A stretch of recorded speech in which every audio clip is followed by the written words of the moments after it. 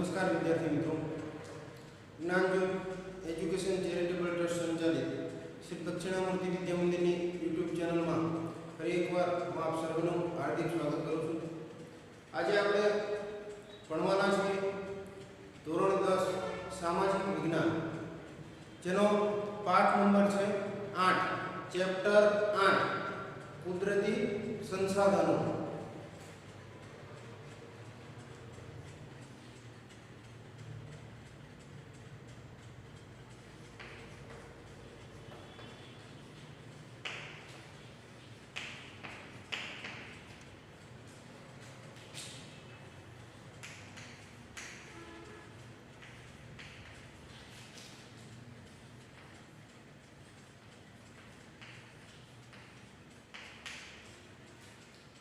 કુદરતી સંસાધનો તો એના વિશે આપણે થોડી માહિતી મેળવી હતી।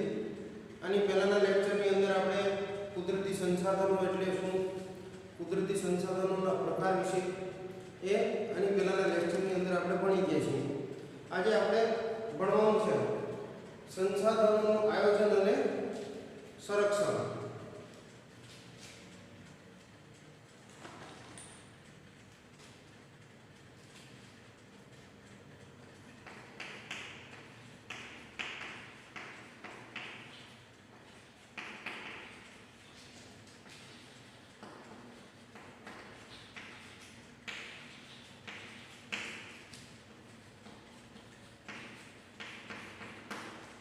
સંસાધનોનું આયોજન અને સંરક્ષણ તો એવું કહેવાય છે કે માનવીની જરૂરિયાતો કેવી છે, અમર્યાદિત છે, જ્યારે કુદરતી સંસાધનો કેવા છે, મર્યાદિત છે।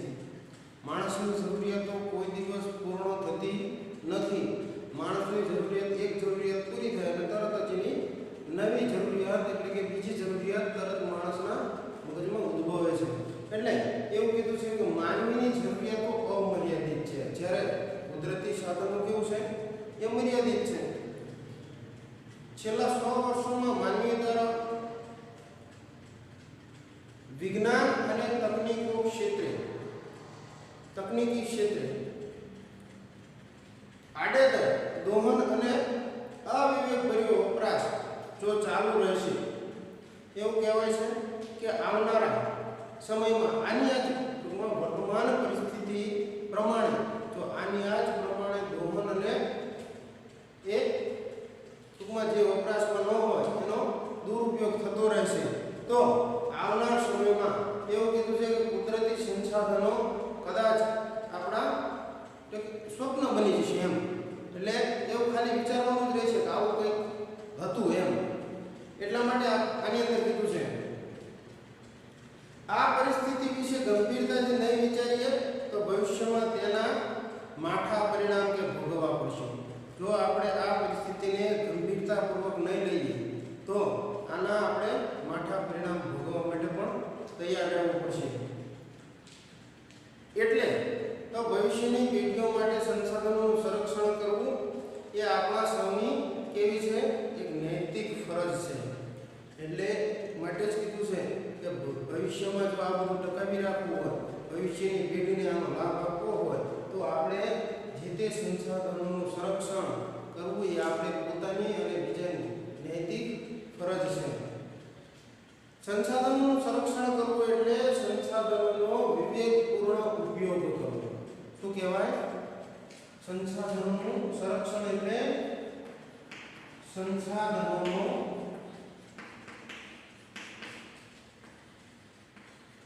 વિવેકપૂર્ણ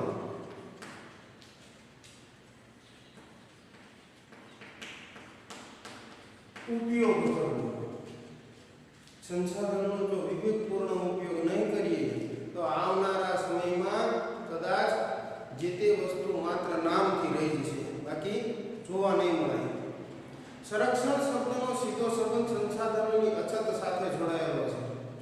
વર્તમાનમાં જે રીતે દોહન થઈ રહ્યું છે, એટલે કે અત્યારે આપણે જોઈએ છીએ કે જે તે વસ્તુ ધીમે ધીમે નષ્ટ થતી જાય છે, વર્તમાન પરિસ્થિતિમાં જે રીતે દોહન થઈ રહ્યું છે તે પ્રકારે સંસાધનોનું આડેધડ દોહન અને અવિવેકભર્યો વપરાશ ચાલુ રહેશે તો વિકાસ અને વર્તમાન જીવન એ બંને કેવું થઈ જશે, એક જોખમી બની જશે.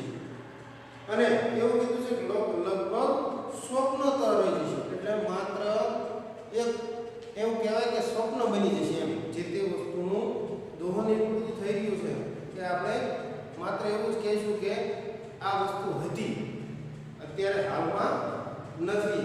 તે માટે તેનો વિવેકપૂર્ણ ઉપયોગ, તેનું સંરક્ષણ અને પુનઃ ઉપયોગ જેવી બાબતો તેમાં સમાવિષ્ટ છે. જ્યારે કોઈ વૃક્ષ કે જીવના અસ્તિત્વ પર સંકટ હોય ત્યારે તે માટે ગોઠવેલ વ્યવસ્થાપનને તેનું સંરક્ષણ કહેવામાં આવે છે. અંડરલાઈન કરી દેજો.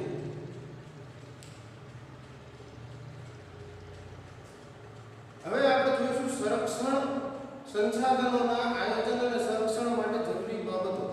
એની વિગતવાર થોડીક ચર્ચા કરીએ કે સંરક્ષણ માટે કઈ કઈ બાબતોનો સમાવેશ કરવામાં આવ્યો છે. સૌથી પહેલા કોઈ એક દેશ કે પ્રદેશ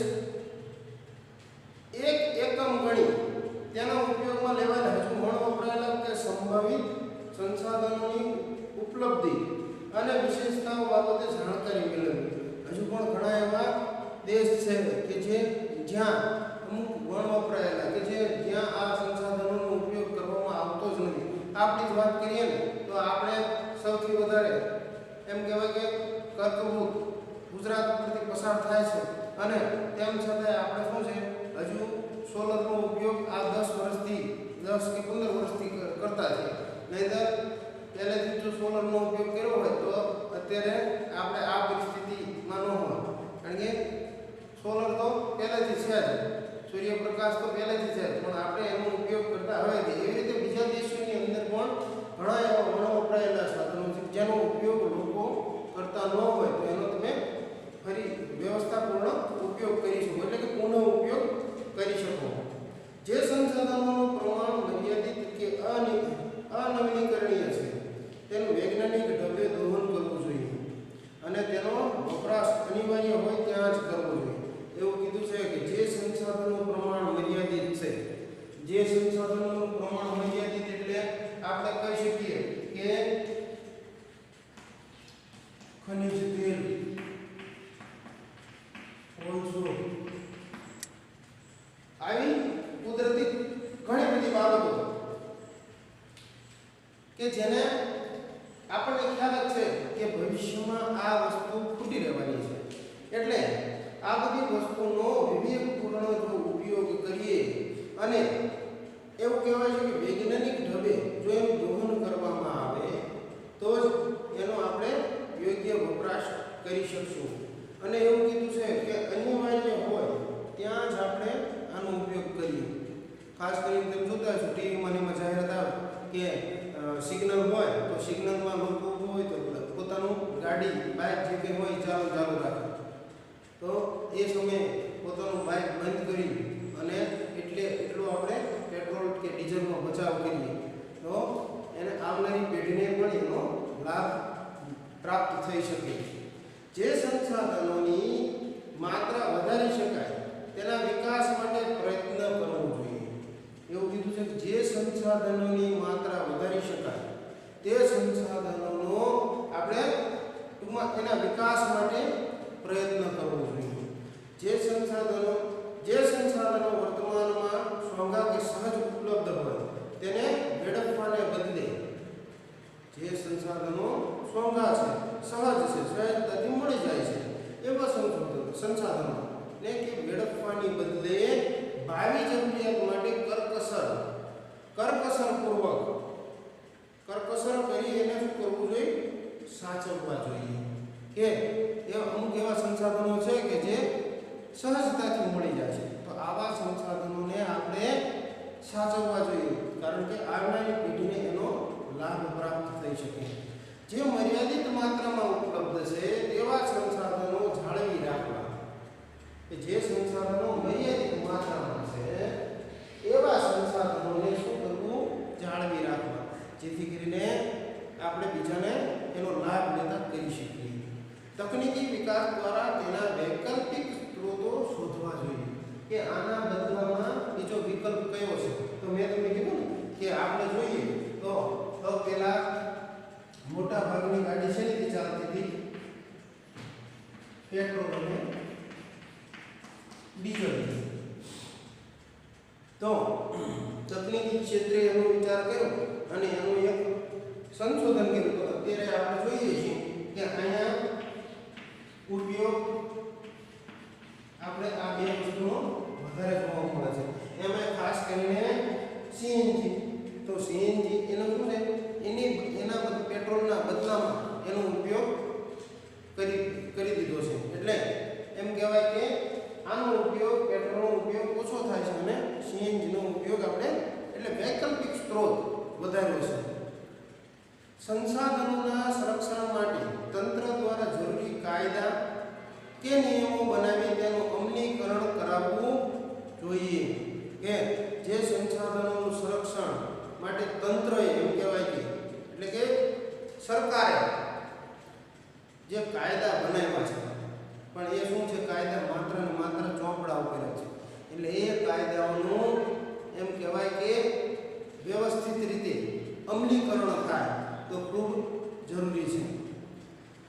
નાગરિકોને સંસાધનોના વિવેકપૂર્ણ ઉપયોગ સાથે જોડાયેલી તમામ બાબતો અંગે વાકેફ કરી જનજાગૃતિ કેળવવી જોઈએ. કે લોકો હજુ પણ ઘણા બધા એવા છે કે જેને ખ્યાલ જ નથી કે આવનાર સમયમાં આ બધી વસ્તુ તૂટી રહેવાની છે. એટલે આવા લોકોને જનજાગૃતિના માધ્યમથી આપણે એમને ખ્યાલ આવે એવું કરવું જોઈએ, જેથી કરીને એમને ખબર પડે કે આવનારી પેઢી આ પેટ્રોલ કે ડીઝલ વાપરી શકવાની નથી અને એનો ઉપયોગ આપણે જ જો સમયસર અને ઓછો કરીશું તો જ એનો યોગ્ય ઉપયોગ કરી શકાય છે. ત્યાર પછી જોઈએ તો જમીન નિર્માણ.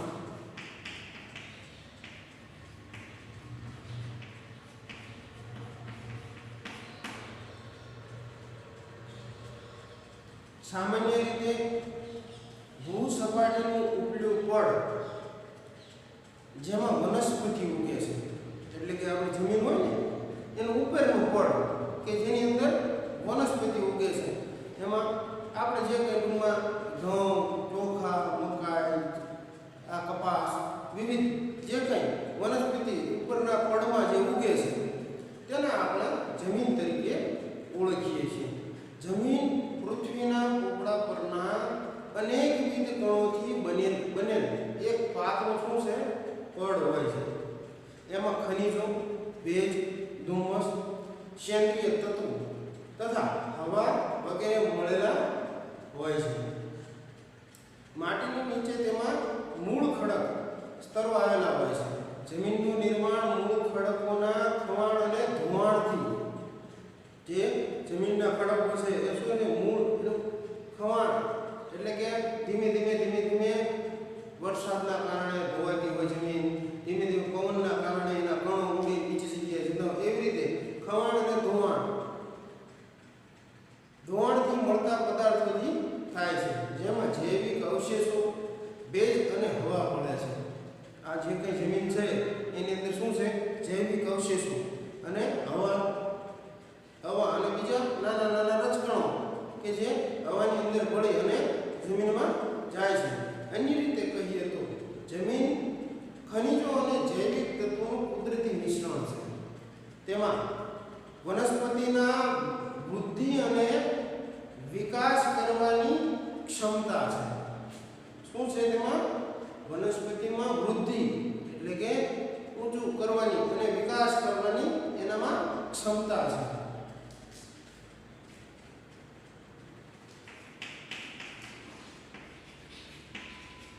ત્યાર પછી જમીન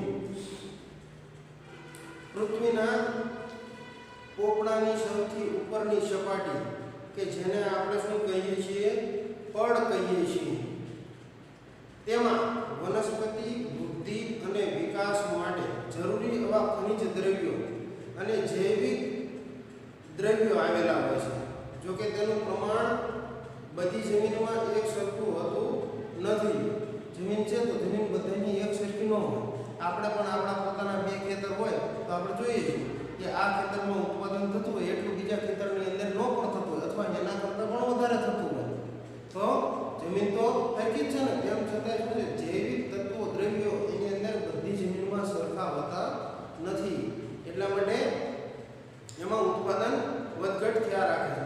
જોકે તેનું પ્રમાણ બધી જમીનોમાં એક સરખું હોતું નથી. આમ જમીન એટલે સેન્દ્રિય પદાર્થયુક્ત ઝીણા કણોવાળો પોચો ખડક પદાર્થ કે જેને આપણે જમીન કહીએ છીએ, અથવા તો એવું કહેવાય અર્થાત ભૂપૃષ્ઠ પરના માતૃ ખડક અને વનસ્પતિ દ્રવ્યોના મિશ્રણથી બનતા અસંગઠિત પદાર્થોનું પડ કે જેને આપણે સપાટી ઉપર હોય એને આપણે મૂળ ખડકોના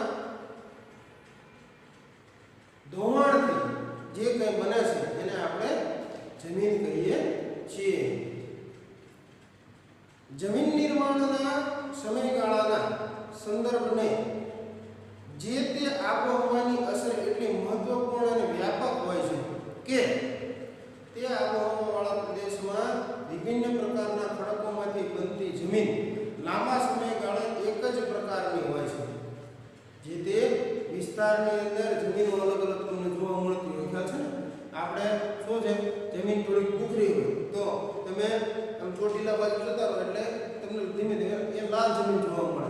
એવી રીતે બીજી જગ્યાએ જાઓ ને કાળી જમીન જોવા મળે. અલગ અલગ જમીન એના પણ પ્રકારો આપણે આગળ આવશે એ જોઈશું કે કાળી જમીન, રાતી જમીન, કાંપવાળી જમીન, રણ પ્રદેશવાળી, નાન તેલ, એ બધી આપણે જમીનો વિશે આગળ જોવાનું જ છે. તો આ જમીનના પ્રકારના રંગ, આબોહવા, માતૃ ખડકો, કણ રચના, ફળદ્રુપતા જેવી બાબતોને ધ્યાનમાં રાખી પાડવામાં આવે છે. હવે જમીનના પ્રકારો એ આપણે જમીનના પ્રકાર કેટલા અને કયા કયા એના વિશે આપણે માહિતી મેળવવાની છે. તો એ આપણા આવનારા લેક્ચરની અંદર માહિતી મેળવીશું. તો અહીં સુધીમાં આપણે ગઈ વખતે પણ આપ્યું હતું, પણ એનું જ લેસન હું તમને ફરીથી આપી દઉં, કારણ કે શું છે હજુ સુધી કોઈના લેસન મળ્યું નહોતું એટલે, અને એ વખતે માત્ર 10-12 વિદ્યાર્થીઓ જોડાયા હતા, એટલા માટે હજુ બધાનું લેસન આવ્યું નથી. હવે આજે હું તમને લેસન આપું એ તમારે ફરજિયાતપણે ધોરણ 10ના ગ્રુપની અંદર ફોટા પાડી અને પોતાનું નામ લખી અને મૂકી દેવાનું છે. તો કુદરતી સંસાધનોમાં આપણે લેસન છે કે સંસાધનોનો ઉપયોગ અને સંસાધનોના પ્રકાર, જે